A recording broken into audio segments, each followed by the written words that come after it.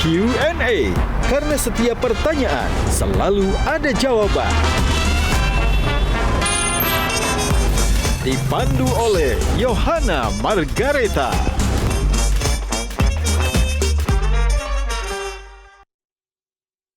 Dipersembahkan oleh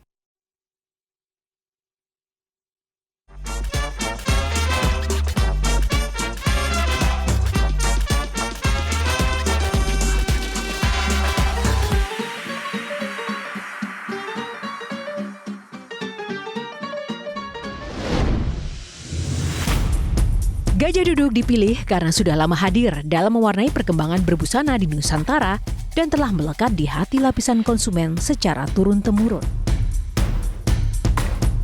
Perkembangan sarung sedemikian pesatnya sehingga sekarang tidak hanya dikenakan oleh pria sebagai outfitnya, karena kain sarung Gajah Duduk menawarkan kenyamanan yang sesungguhnya serta tidak bisa dibandingkan. Hal ini sesuai dengan tagline kita, Legenda Nusantara, bahwa sarung adalah budaya kita, sarung adalah Indonesia.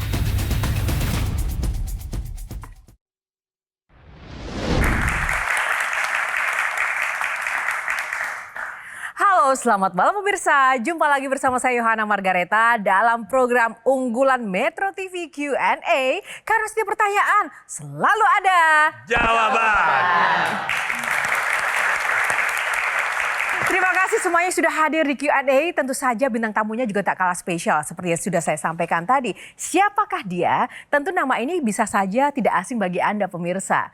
Dia adalah Yusuf Hamka atau yang akrab dipanggil Baba Alun. Ia dikenal karena kontribusinya yang signifikan dalam pembangunan infrastruktur di Indonesia. Namun beberapa waktu lalu ia juga sempat menyita perhatian publik akibat perseteruannya dengan pemerintah. Dan kini Yusuf Hamka kembali menjadi sorotan publik lantaran namanya digadang-gadang masuk dalam bursa sebagai salah satu kandidat yang akan bertarung dalam pilkada. Nah, di panggung Q&A kita akan saksikan apa cerita di balik ini semua. Apakah ia cukup berbangga dikenal sebagai Raja Jalan Tol atau ia akan pindah panggung dengan maju dalam kontestasi kepala daerah. Nah, bagaimana? Langsung saja kita akan undang bintang tamu kita, Yusuf Hamka.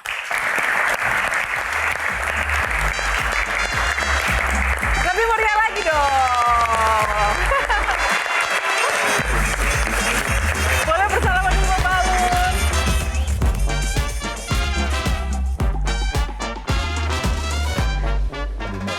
Bapak Alun sebelum duduk boleh kita ngobrol dulu. Apa kabar? Waduh, Bapak Alun, gimana ini? Apa benar pindah panggung? Kan sudah jadi Raja Jalan Tol. Kok mau sekarang masuk ke pilkada? Saya ralat dikit, bukan Raja Jalan Tol, pengusaha Jalan Tol. Oh, pengusaha. Nggak mau dibilang raja, kenapa? Enggak, ada raja yang benar. Takut saya. Oh, takut ya. Kok bilang kemarin innalillahi sih waktu dapat surat tugas untuk maju pilkada DKI? Sebagai orang yang beragama, tentunya kita setiap dapat musibah atau kesenangan semua pasti dari Allah, kembali kepada Allah lagi, itu aja. Tapi ini suatu kesenangan atau musibah berarti? Nah, tergantung, belum dijalanin. Kalau udah dijalanin baru lihat musibah atau kesenangan. Oh, berarti diterima dulu ya ini ya? Enggak juga, harus menerima, bukan diterima dulu, harus diterima gitu. Oh, oke. Berarti benar-benar ini Baba Alun akan pindah panggung ya. Tepuk tangan. Silakan duduk Baba Alun. Nah, Baba Alun ini kan jarang muncul, ya kan? Jarang tampil. Tapi akhir-akhir ini banyak muncul di media-media. Apakah ini juga bagian dari untuk menunjang kampanye, memuluskan jalan? Saya nggak banyak tampil sebenarnya. Sampai sekarang pun saya nggak punya persiapan apa-apa. Tetapi teman-teman media yang minta saya tampil. Nanti kalau saya nggak layanin, teman media musuhin saya. Dilayanin, dibilang katanya nyari panggung. Gimana sih? Oke, tepuk tangan. Baik, kita akan mulai. Box yang pertama, boleh pilih nomor berapa? Saya pilih nomor 3 aja deh, sesuai nasi kuning 3.000 jadi 3. Oh, nasi kuning 3.000 jadi 3. Kita buka box nomor 3, panggung. Oke, bicara soal panggung kita langsung ke Bang Effendi. Oh, saya. Oke. Alun. Alun itu kalau bahasa Indonesianya ya, itu yang pertama lembut. Dan yang kedua Lirih. Lirih. Lembut, kemudian juga membuai. Jadi dari musik mengalun. Alun sebuah simfoni. Alun sebuah simponi. Nyanyi bareng yuk. Hati disadari. Iya. Terus yang kedua kalau bahasa Sumatera Barat, bahasa Minangnya, belum. Alun lai. Nah, tunggu sebentar, alun lai ya kan? Bisa jadi kemudian jadi gitu ya, alun. Tetapi pertanyaan yang lebih penting dari panggung ini adalah tiba-tiba diumumkan loh oleh sebuah partai besar kan? Saya nggak tahu panggung belakangnya, tapi panggung depannya dinyatakan bahwa ini adalah calon kami dan dinyatakan sudah kami uji. Itu yang saya dengar di media loh. Apakah betul waktu itu sudah diuji dan dinyatakan lulus untuk Pilkada DKI Jakarta? Partai yang mana, Prof? Itu Golkar. bukan kuningnya nggak terlalu kuning, agak kehijau-hijauan. Nah, malah ini jangan-jangan jadi gabungan nih. Iya. Nah, ada bayangan saya nih, saya sekaligus saja biar panggungnya langsung dari awal ini belegar. Apakah ada kemungkinan ya, ini bukan cuma waktu itu ada kemungkinan Kabah gitu ya. Kaisang dengan Babah gitu ya. Saya malah membayangkan yang lain karena tadi gabungan ini ya. Anies Babah misalnya. Ya kan? Biar ribut aja sekalian lah. Ayo, bagaimana? Yang pertama tadi, Iya. ujiannya seperti apa dulu? Ujiannya seperti Yang apa? kedua, Memang sudah ada Anies ujian. Babah. Ujiannya seperti apa sehingga dinyatakan lulus ujian di panggung depan. Oke, silakan Bapak Alun. Begini, jadi kalau ujian itu sebenarnya itu sebagian dari ujian yang saya nggak tahu. Yaitu ditanya masalah sambil makan itu ditanya. Kira-kira Oleh siapa? Diajak makan oleh Pak Erlangga Oh, Pak Hartarto Erlangga. waktu itu makan ditanya. Dan ada juga pimpinan-pimpinan DPP yang lain ya. Ada. Terus ditanya, bagaimana sih mengurai kemacetan di ibu kota? Saya bilang, Pak, yang Bapak kemarin setujui PSN, kami sudah melaksanakan 35% pembangunan kami. Yang mana Harbor 2, yaitu dari Periuk sampai Pluit, Pak, 9,7 kilo. Pak Erlangga nanya, itu bagaimana untuk apa? Itu adalah buat truk-truk kontainer logistik kita dari pelabuhan untuk dia menuju ke Tangerang atau ke Pelabuhan Cigading, itu dia dari sana, kan pelabuhan besar sana. Sehingga kita bangun semacam jalan kayak jalan layang MBZ, tapi kita punya double decker. Jadi singkat kata sambil makan siang itu, cerita dengan itu. seluruh DPP itu, Cerita ujiannya itu. begitu. Lalu diumumkan sebagai, Cepat sekali Pak Effendi. diumumkan sebagai calon. Itu pun saya nggak tahu Pak. Setelah itu saya pulang jam 1, saya baru sampai di kantor 1:30. Kemudian ajudan nelpon, kamu diminta ke DPP. Oh, diminta balik lagi. Baru bilang, saya baru kerja dulu nih. Enggak, minta jam 4 udah sampai di DPP. Tapi sudah ada kerentek ini kayaknya mau ditunjuk jadi Belum, di Mas. Pilkada. Belum. Enggak, kenapa mau datang lagi? Karena perintah, saya kan kebenaran tugas saya staf khusus Menko Perekonomian bidang investasi, Mas. Jadi walaupun saya nggak sarjana, tapi beliau percayakan saya sebagai staf khusus. Oke, tadi menjawab pertanyaan Bang Effendi, apakah benar ada mungkin koalisi-koalisi Abah Kaisang atau Abah Anies, Anies Abah gitu? Gini, Ada jadi kalau pembicaraan dengan itu. Kaisang Kabah, kalau dengan Anies jadi Abah ya. Ini yang Iya. depan Yohana loh. Ini Abah. bisa, tinggal kalau Pak Effendi kan pintar mengutak-ngatik Enggak, yang kata-kata. Abah tuh Yohana loh. Oh ya. Iya. Jadi tapi lebih pilih mana? Lebih pilih Abah Kabah. yang mana? Oh, Kabah. Kayak Iya, pertanyaan pilih Abah yang mana, Babah? Saya nih tidak dalam posisi untuk bisa memilih. Ini Bapak Alun kan dikenal sederhana, suka berbagi gitu ya. Bisa ngomong apa adanya, spontan sekali. Masuk menjadi pejabat nggak takut. Nah sekarang dengan baju yang 60.000, 200 baht beli dari Thailand, sepatu di depan sudah ada yang bolong gitu ya. Sudah dipakai terus menerus sampai masuk ke dalam gitu ya Babah. Harus berubah, pasti menyesuaikan, beradaptasi. Siap nggak? Nanti salah bicara, slip of tongue, nanti malah diturunkan sebagai minoritas. Harusnya negeri ini siap nggak menerima perubahan dari saya? Bukan tanya saya siap berubah nggak? Ada istilah begini, bahwa ketika jadi pengusaha itu kan kita punya dua privilege, Bah. Kita boleh dan bisa hidup serta punya kehidupan yang terbuka, semua orang bisa melihat.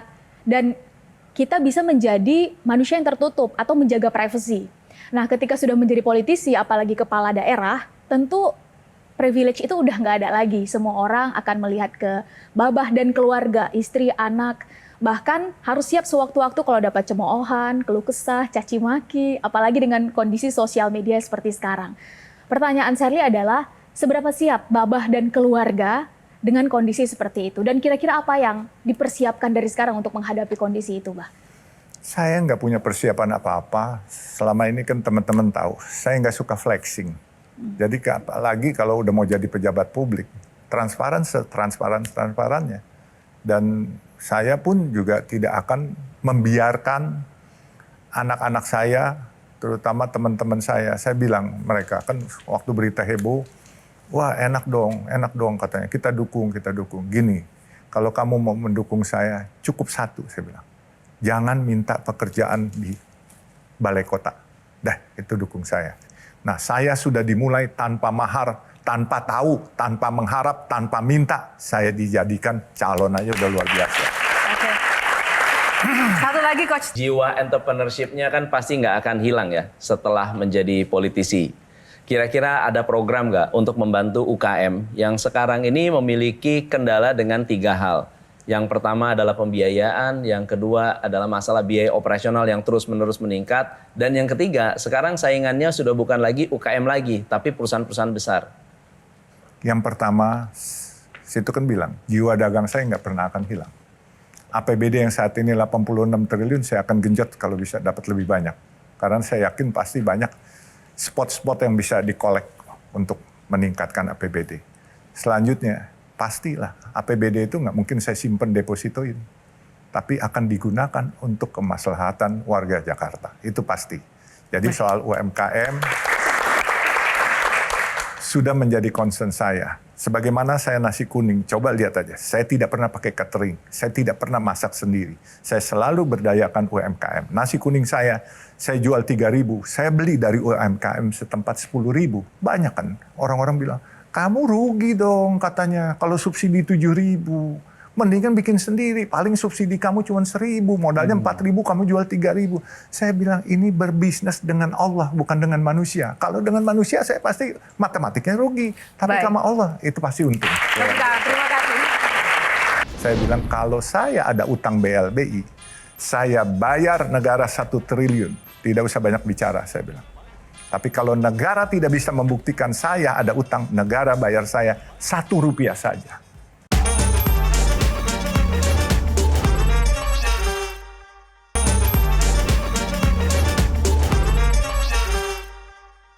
Dipersembahkan oleh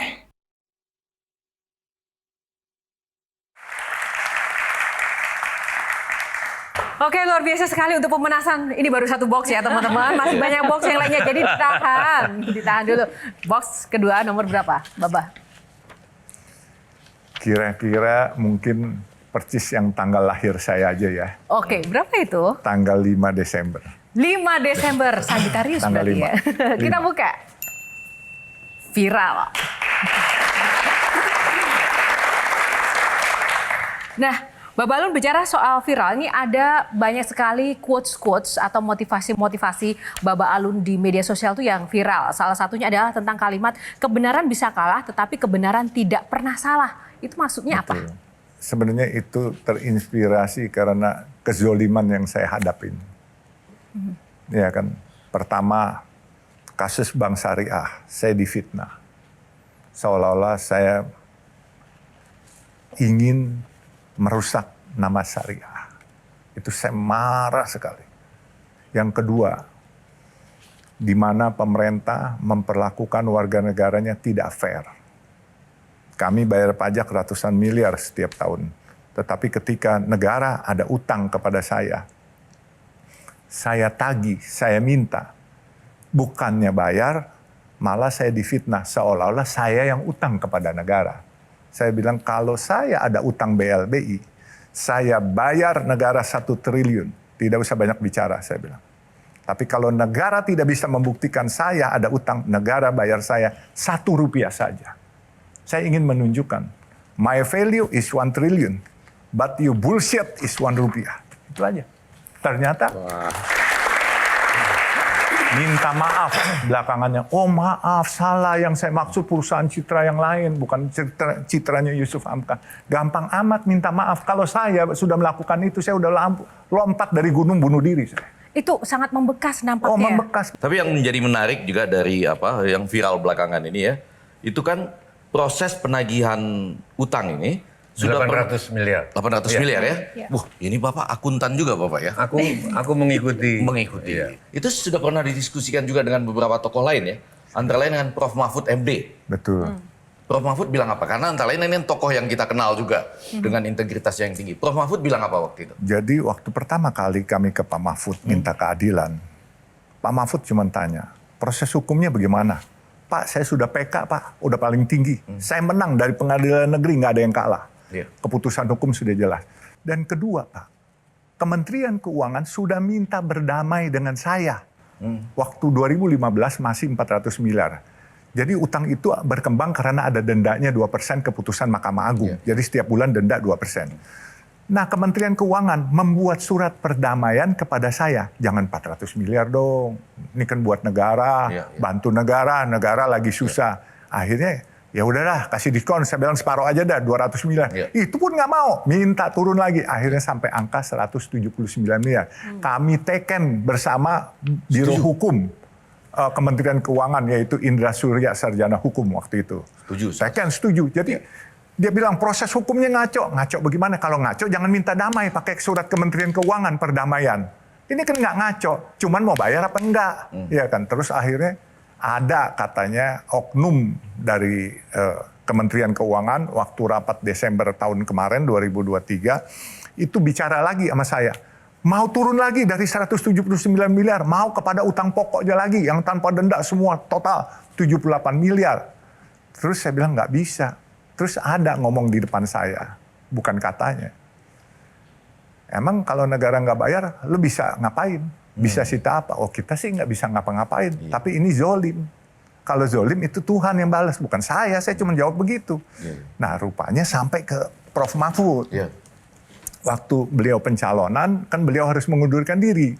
Jadi sebelum mengundurkan diri, ada berita angin. Beliau nulis surat kepada Kementerian Keuangan bahwa utang terhadap pihaknya Yusuf Hamka harus segera dibayar. Kalau tidak, negara kena denda 2% mengakibatkan kerugian negara. Dan ini bisa masuk unsur korupsi dan bisa ada tindakan pidana nantinya. Kemudian saya ketemu Pak Profesor Mahfud di rumahnya. Saya tanyakan, pertama saya tanya, Pak, benar Bapak buat surat itu? Saya dengar, oh benar, saya bacakan kok suruh bagian hukum Polhukam untuk tuliskan itu. Dan saya sudah tanya, kata Prof. Mahfud, kepada pengurus KPK, bahwa ini bagaimana? Oh ini tindak pidana korupsi, merugikan rakyat. Merugikan negara katanya. Dan rakyatnya harus dibayar, karena yang merugikan negara, menguntungkan orang lain, atau menguntungkan diri sendiri, atau merugikan negara, itu korupsi katanya. Nah, Bapak, tapi Gen Z mungkin banyak yang belum tahu, 800 miliar hutang, itu tuh hutang apa sih sebenarnya? Jadi gini, kami punya deposito, dulu tahun 98 bank dilikuidasi semua. Banyak bank-bank yang bangkrut. Negara untuk itu, negara telah melakukan mengambil over semua utang-utang itu untuk dibayar. Nah kami itu tidak dibayar, yang lain dibayar. Kami bilang kenapa nggak dibayar? Oh ada terafiliasi katanya dengan pemegang saham yang lama. Kami uji di pengadilan negeri, pengadilan tinggi, sampai Mahkamah Agung, sampai PK1, PK2 semua udah kita lewatin. Sampai dia udah minta damai.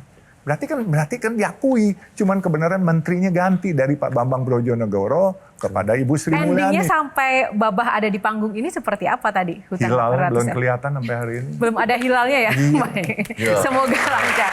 Oke, sedikit Pak Tejo. Tadi yang menarik, waktu mau damai sama pihak Kementerian Keuangan, terus minta maaf, terus Abah bilang, enak banget, gampang banget minta maaf. Kalau aku sudah naik ke puncak, bunuh diri, ya kan?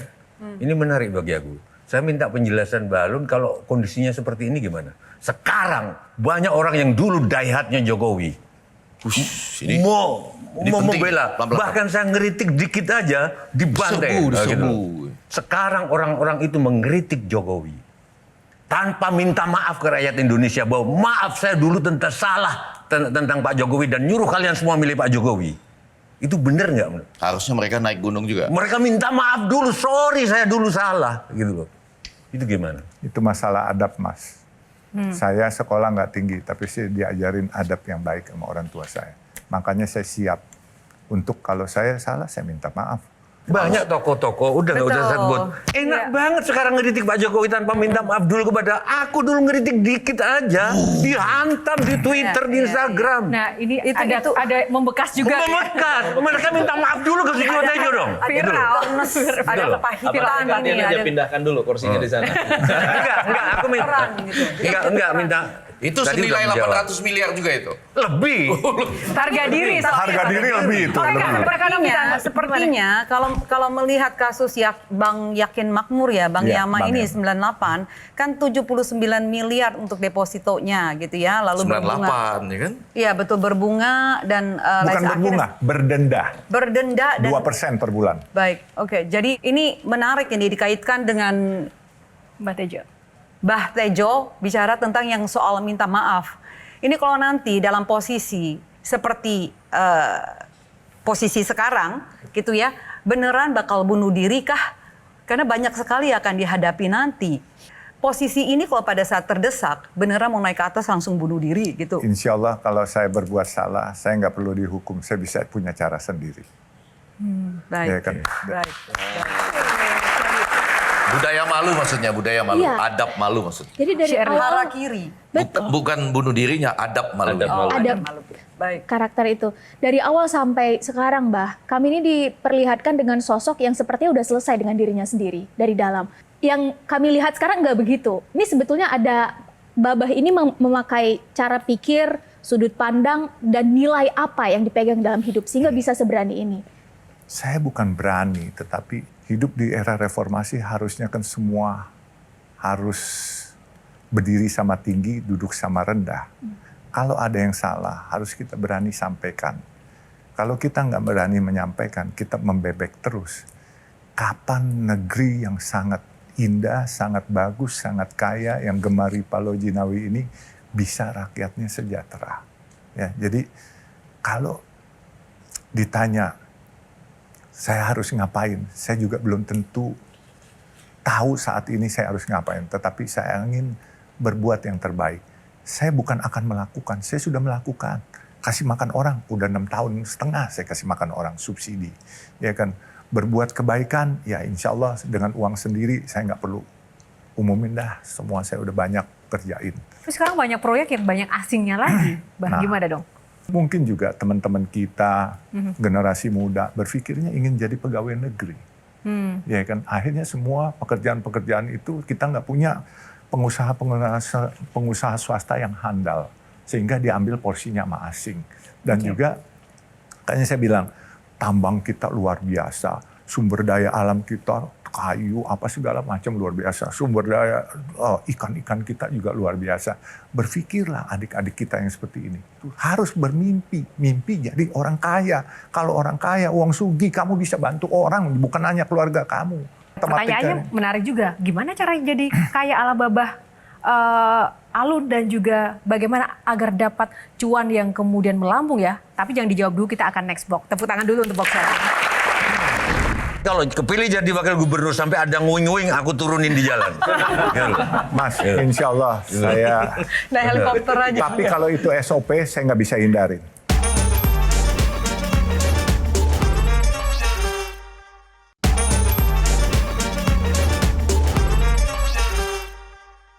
Dipersembahkan oleh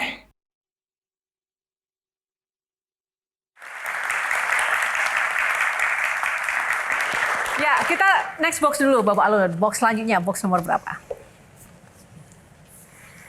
Mungkin angka keberuntungan saya mungkin tanggal nomor 9 ya. Nomor 9, baik. Angka keberuntungan 9, kita buka boxnya. Cuan, oh pantas sekali. Sesuai ya, boxnya cuan. Bapak Alun tadi bilang kita harus jadi orang kaya. Nah caranya gimana untuk anak-anak muda sekarang? Karena sekarang semuanya juga serba instan, apakah memang bisa? Nggak bisa. Kalau mau kaya secara instan, lupakan. Tapi kalau kalian punya mimpi, kalian mau usahakan mimpi itu jadi kenyataan, Walaupun gagal harus diulang lagi, ulang lagi. Tentunya dengan mempunyai adab yang baik. Nggak boleh kualat sama orang tua. Ya, ridho Allah pasti ada. Yaitu ridho Allah pasti ada kalau kita hatinya bersih. Rasanya kalimat terakhir mewakili banyak pemirsa dan rekan-rekan di sini ya. Oke, sebentar Mbak Tejo, kita ke Coach Tom dulu. Bapak Alun kan bikin tol banyak banget ya. Udah cukup berkilo-kilometer ya. Ketika jalan tol itu dibuat, sebetulnya ada dampak negatif nggak sih untuk masyarakat sekitar akibat adanya jalan tol tadi? Dari penghasilan, dari peluang bisnis yang awalnya mungkin mereka bisa jualan di pinggir jalan, sekarang ditutup oleh jalan tol semua, atau mungkin dampak sosial pasca pembangunan jalan tol? Ada. Cuman kita lihat dampak orang per orang yang kita perlukan, apa dampak buat orang banyak yang kita perhatikan. Kita ambil contoh. Dulu dari Bandung, kita mau ke Sumedang lewat Cadas Pangeran, 4 jam. Sekarang dari Cileunyi ke Sumedang, just 20 minutes, 20 menit. Ya, satu pasti lebih cepat ya logistik. Dampaknya memang waktu pertama jalan tol Cisumdawu dibuka, Cileunyi Sumedang Dawan dibuka. Pedagang ubi, pedagang tahu sempat protes ke kantor kami bahwa ubi-ubi yang pada busuk, tahu yang pada basi. Ini begini, saya bilang, kita gantiin aja lah, kita bayar semua. Pelan-pelan mereka akan beradaptasi. Tapi kesian Pak, kesian, lebih kesian lagi. Rakyat kita yang lain terisolasi selama sepanjang 62 kilo. Ini kan kita buka desa-desa kecil yang anta beranta tidak dikenal menjadi kota-kota kecil yang baru. Misalnya desa Pase, desa Cimalaka, desa Congyang. Sekarang udah dapat menjadi tujuan wisata yang baru. Mereka tidak terisolir lagi, terbuka semua. Jadi kalau kita buat jalan tol, memang kita harus memilih. Mengorbankan sedikit orang demi kebanyak orang. Itu kita harus berani. Kalau kita nggak berani demi orang per orang, kita nggak punya nyali namanya. Kalau nggak punya nyali, jangan jadi pemimpin. Oke, wow. Kalau nggak punya nyali, jangan jadi pemimpin. Pertanyaan lagi, jadi dari sekian banyak jalan tol yang pernah dibuat, pernah ada rugi nggak? Sekarang yang Surabaya udah hampir 30 tahun rugi. Ya, Soreang Pasir Koja juga belum untung. Yang Cisumdawu itu pasti rugi. Kerugian yang paling besar tuh berapa ya? sih angkanya? Saya cerita begini aja, investasi Cileunyi Sumedang Dawan 11 triliun. Kalau equity-nya cuma 3 triliun, 30% gitu ya. Terus berarti pinjamannya kurang lebih 8 triliun. Bunga 1%, berarti 8 triliun itu kalau 1% per bulan, 80 miliar. Pendapatan kami satu hari cuma 1 miliar, sebulan cuma 30 miliar. Jadi untuk interest yang kita bayar ke bank aja kami tekor 50 miliar per bulan. Pak, ini tapi nggak untung Pak, katanya. Gini, saya bilang, dulu airport Cengkareng, waktu pertama kali dibuka, semua orang protes kenapa nggak di Halim dekat. Begitu Cengkareng itu sawah-sawah apa semua kayak jin buang anak katanya. Sepi semua. Dulu ke airport Cengkareng, semua orang tempat airport itu semua tempat jin buang anak. Sekarang jin berebutan mau beranak di situ. Nah, Bapak. Ini satu pertanyaan nih. Memang pasti ada untung, ada ruginya. Tapi bagaimana kalau warga yang dibebaskan tanahnya itu misalnya diikutkan menjadi memiliki saham? Kalaupun rugi ya artinya mereka tahu bahwa ya ada ruginya gitu. Tapi sejak dari awal mereka merasa terlibat. Ada kemungkinan itu nggak, Bapak Alun? Waduh, itu bukan kemungkinan aja. Saya adalah penggagas pertama, walaupun belum selesai. Saya berani menantang waktu itu Profesor Danang Parikesit. Danang Parikesit ya. Saya bilang Pak Danang, saya melihat warga di situ juga harus diberikan kesempatan. Bukan hanya isolasinya kita buka, tapi mereka harus bisa mendapatkan benefit dari jalan tol ini. Dia bilang bagaimana? Kita buat yuk jalan tol syariah. Tapi jalan tolnya yang blue chip. Jangan yang rugi. Kalau rugi lu ngejorokin rakyat dong untuk nombokin lu punya. Yang mana yang blue chip? Bapak kan tahu. Bapak waktu itu dia sebagai kepala badan pengatur jalan tol. Nah, akhirnya kirim akademisi dari Universitas Erlangga dari Jawa Timur. Kita sudah bicara.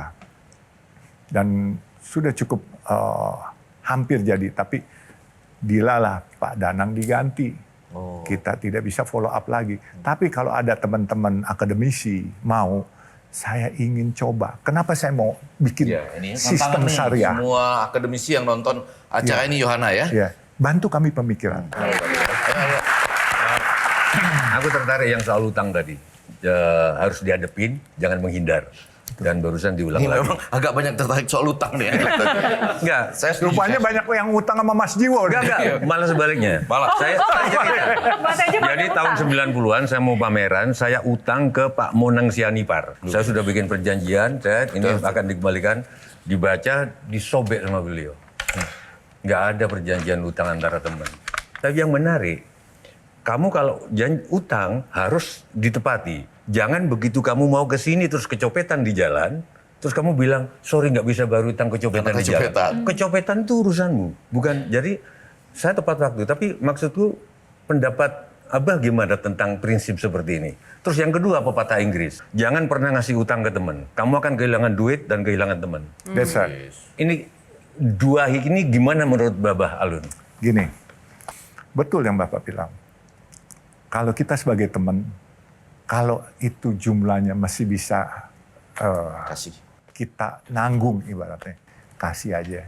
Sebab kalau minjem, dia nggak bisa bayar, dia menghindar, dia malu. Kalau dia nggak datang, kita juga kesel gitu. Kita cari dia padahal bukan mau nagih utang, mau ngajak, yuk main lagi berteman gitu.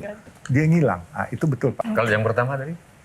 Yang pertama harus bayar utang, walaupun kecopetan di jalan, mau gini, bukan harus bayar utang, bisnis. harus datang, etikanya harus datang. Walaupun dia kecopetan, dia datang. Sorry, Menjelaskan ya. gue kecopetan, gue nggak bohong, gue bener nih. Kalau perlu dibuatkan LP dia kecopetan, jadi bener serius. lagi gitu ya. Itu adab etika. Yes. Oke. Oke, silakan Kak. Ya, Bapak Alun, ini kan sebagai konglomerat, tadi bicara tentang utang, subsidi silang. Pernah nggak sih punya gangguan tidur? Dalam arti utang butuh banyak untuk bisa pintar memindahkan dari sana ke sini gitu. Kalau orang ketuk pintu, pikiranmu kalau hidup baik-baik adalah, oh orang ini butuh garam, oh orang ini butuh makanan. Jadi hidupnya tuh tenang, tidak ada gangguan tidur. Pertanyaannya punya gangguan tidur nggak, Bapak Alun? Saya alhamdulillah, di rumah saya tidak pakai aparat untuk jaga rumah saya. Di Kecuali mobil, nanti kalau dipilih jadi gubernur atau wakil gubernur. Ya? Insya Allah saya juga kalau perlu aparat yang pakaian sipil aja deh. Satu aja, jangan banyak-banyak gitu.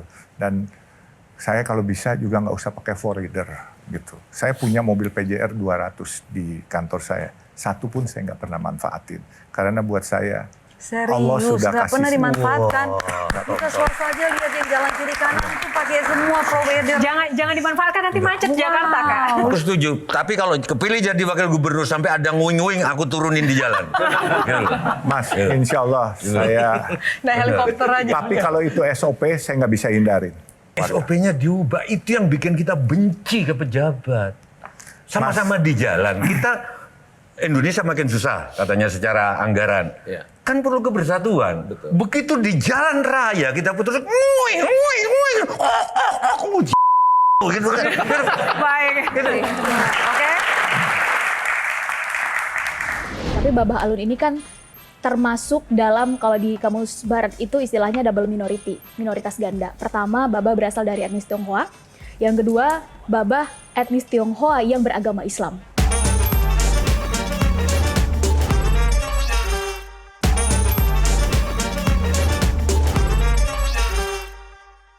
Dipersembahkan oleh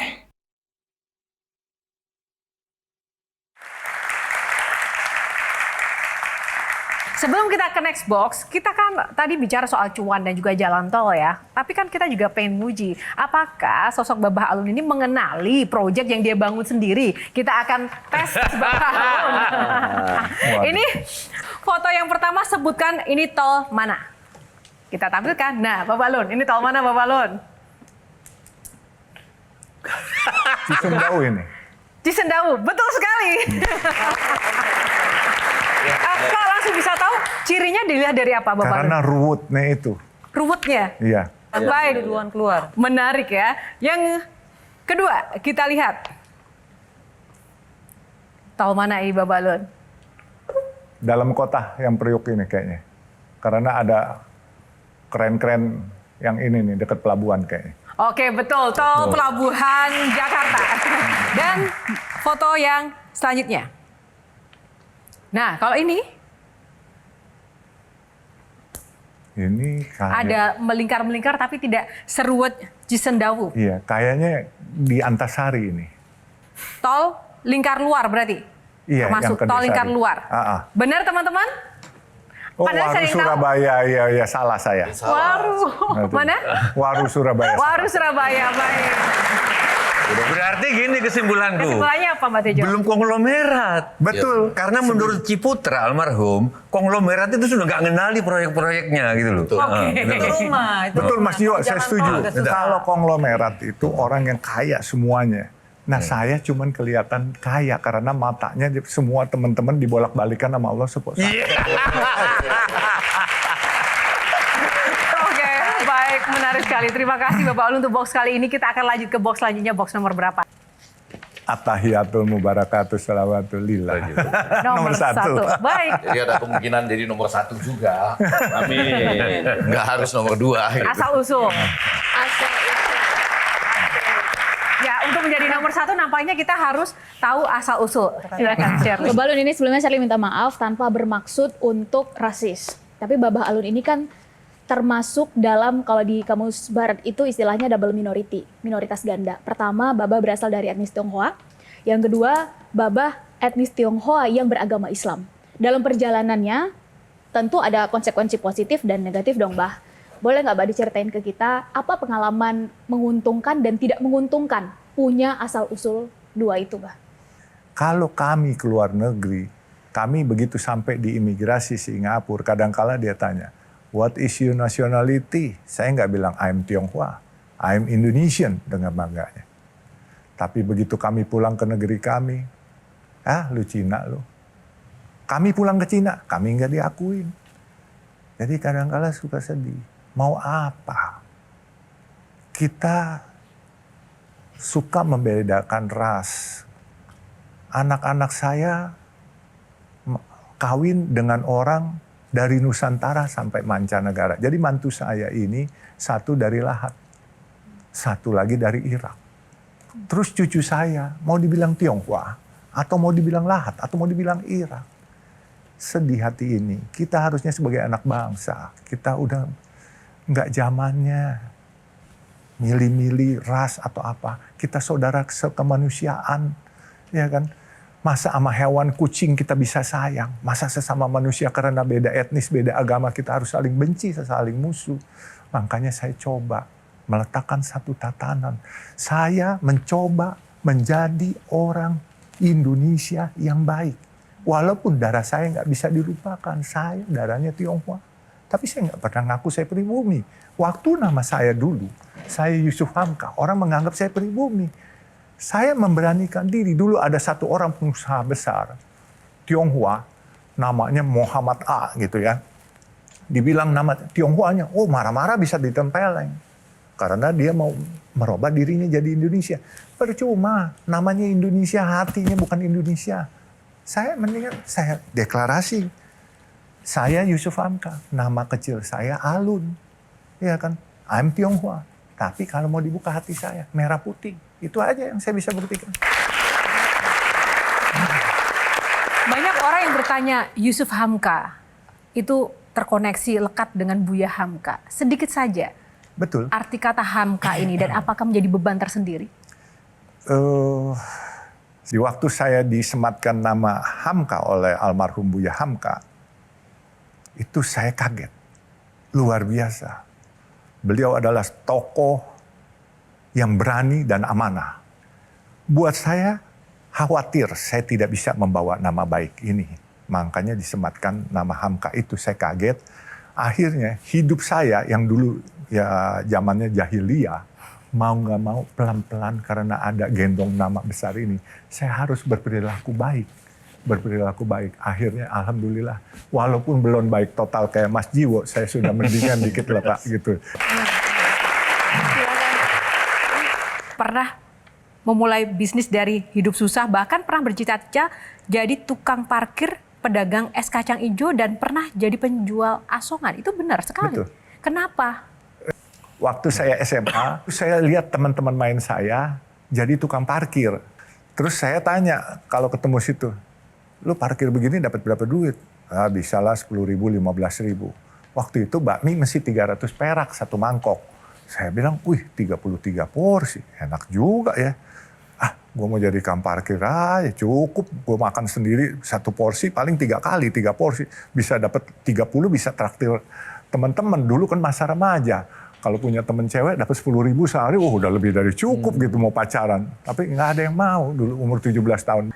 Dengan punya anak 3, ada Mbak Fitria, ada Faisal dan juga Farid, tidak mengalami masa-masa sulit itu. Oh dia mana? Dia anak orang kaya. Kalau saya kan bukan anak orang kaya. Jadi bagaimana menghidupkan kembali kesederhanaan yang ada di dalam diri Baba Alun ini kepada ketiga anak-anak? Gini, kalau kitanya nggak memberi contoh, anak-anaknya pasti spoil. Ke cucu-cucu nanti lebih susah nggak?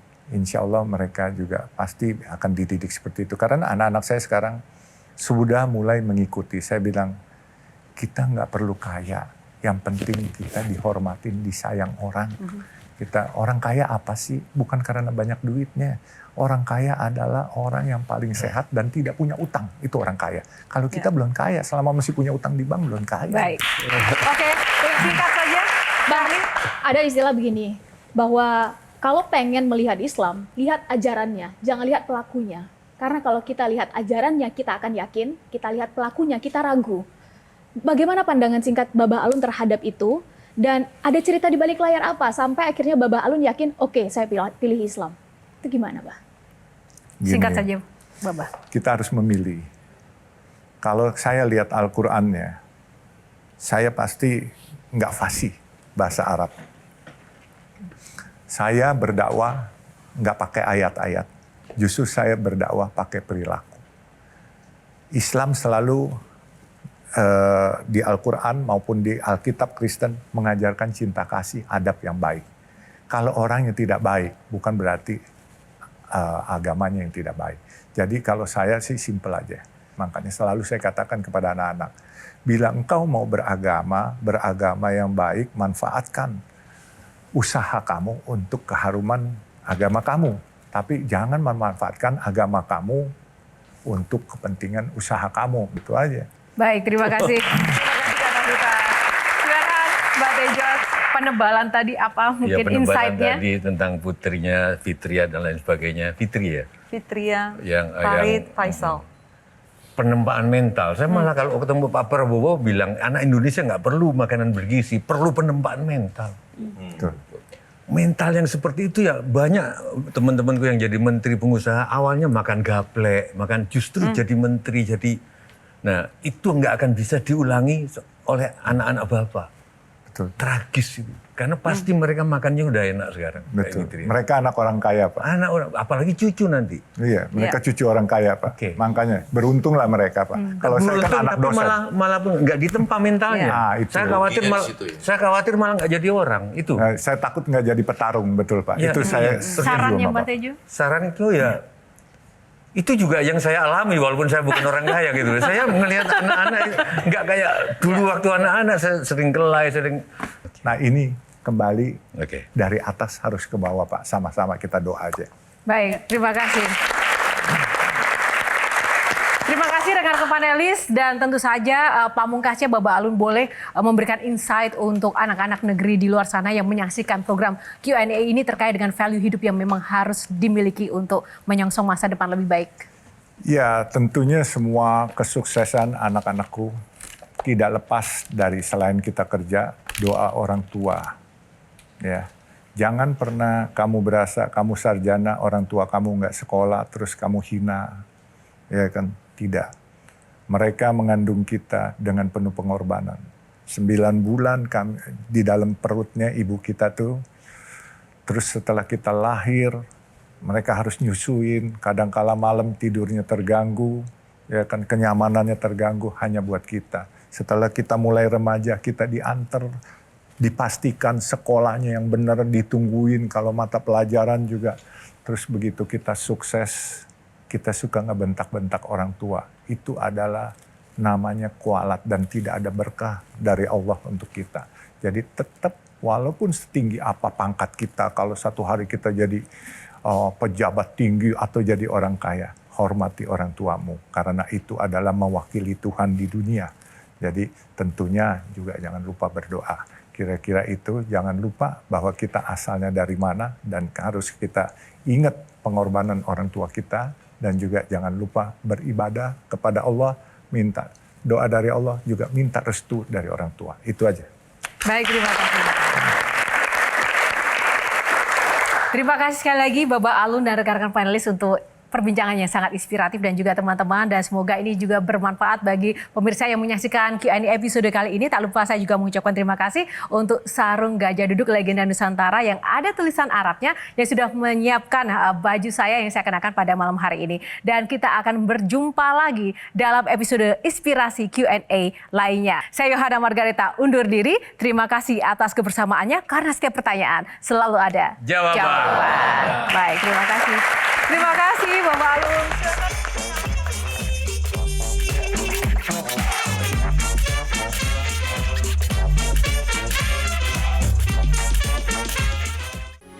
Metro TV. Jelajahi cara baru mendapatkan informasi. Download Metro TV Extend sekarang.